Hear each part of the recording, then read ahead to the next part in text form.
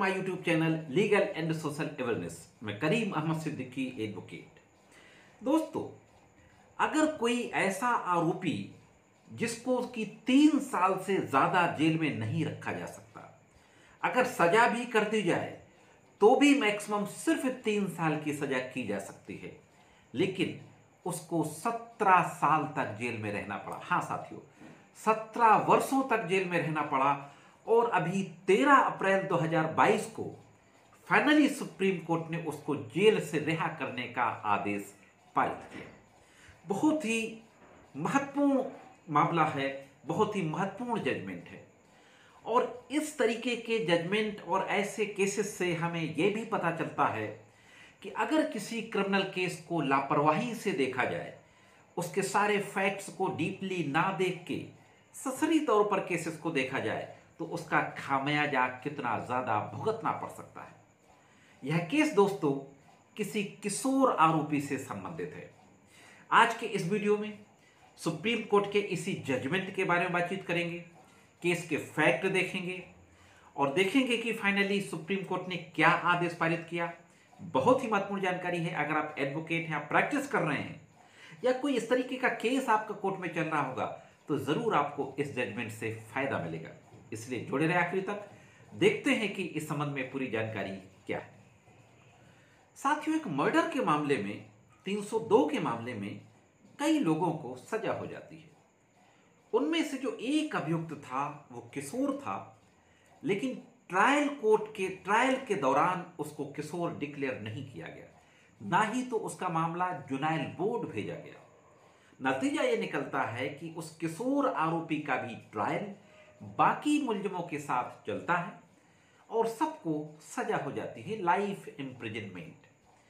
इस life imprisonment के against honourable Allahabad high court में अपील फाइल की जाती है। Criminal appeal Allahabad high court के द्वारा डिसमिस कर दी जाती है।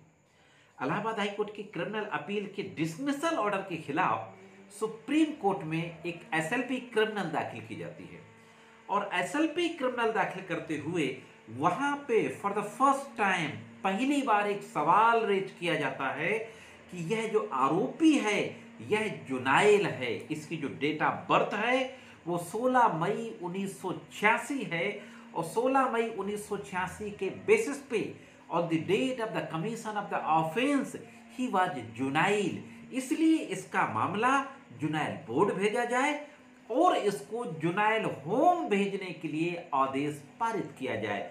यह प्रेयर सुप्रीम कोर्ट के समक्ष की जाती है।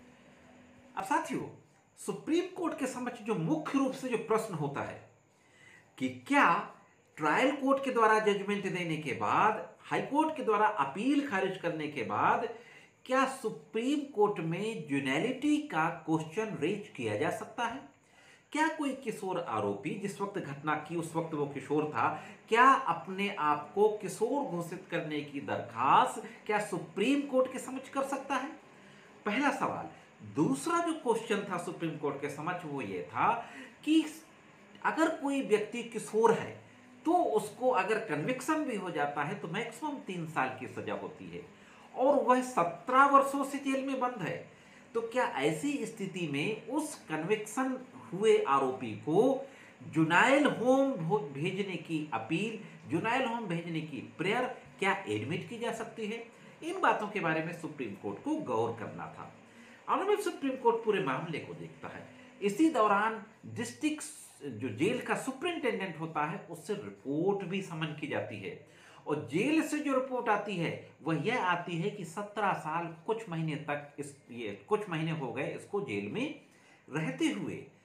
सुप्रीम कोर्ट के द्वारा एक आदेश पारित किया जाता है कि इसको जुनाइल बोर्ड भेज दिया जाए और जुनाइल बोर्ड को यह डायरेक्शन दिया जाता है कि इसके जुनाइल होने की इंक्वायरी को होल्ड किया जाए। सुप्रीम कोर्ट के आदेश के बाद मामला जुनाइल बोर्ड भेजा जाता है। जुनाइल बोर्ड जुनाइल डिटर्मिनेशन यानी एज डिटर्मिनेशन की इंक्वायरी को होल्ड करता है और एज डिटर्मिनेशन की इंक्वायरी को होल्ड करने के बाद डॉक्यूमेंट्री एविडेंसेस के बेसिस पे जुनाइल बोर्ड ये पाता है कि यह तो जुनाइल है, इसकी एज 17 साल 7 महीने और कुछ दिन हैं और यह रिपोर्ट जुनाइल बोर्ड सुप्रीम कोर्ट को भेज देता है।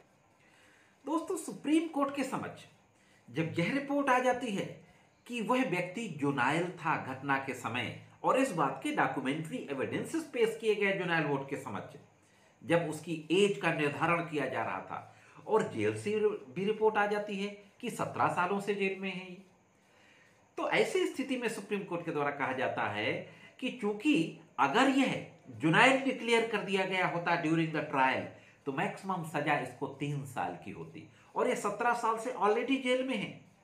ऐसी स्थिति में जुनाइल होम भेजने का सवाल नहीं उठता है। सुप्रीम कोर्ट के द्वारा फाइनली आदेश पारित किया जाता है कि जो ट्रायल कोर्ट के द्वारा जो कन्विक्शन का आदेश पारित किया गया था वो निष्प्रभावी होता है, और उस आरोपी व्यक्ति को जिसको जुनाइल डिक्लेयर किया जा चुका है जुनाइल कोर्ट के द्वारा अपील की सुनवाई के दौरान, उसको रिहा करने का आदेश पारित कर दिया जाता है सुप्रीम कोर्ट के द्वारा। तो साथियों, आप समझ लीजिए कि मैं ये नहीं कहता हूं कि एडवोकेट की गलती थी या जो आरोपी थे उसके घर वालों की गलती थी, उन्होंने सारे फैक्ट्स नहीं बताए, लेकिन अगर मामले को गंभीरता से ना देखा जाए तो जो व्यक्ति 3 साल के अंदर छूट सकता था वह व्यक्ति 17 वर्षों तक जेल में रहा। दोस्तों, तो साथियों, यह थी एक महत्वपूर्ण जानकारी। ये जानकारी कैसे लगी कमेंट्स करके जरूर बताएं। आज की वीडियो में सिर्फ इतना ही। मिलते हैं किसी अन्य वीडियो में कानून की कुछ अन्य जानकारी के साथ। तब तक कानून की विभिन्न तरीके की जानकारी के लिए देखते रहें लीगल एंड सोशल अवेयरनेस।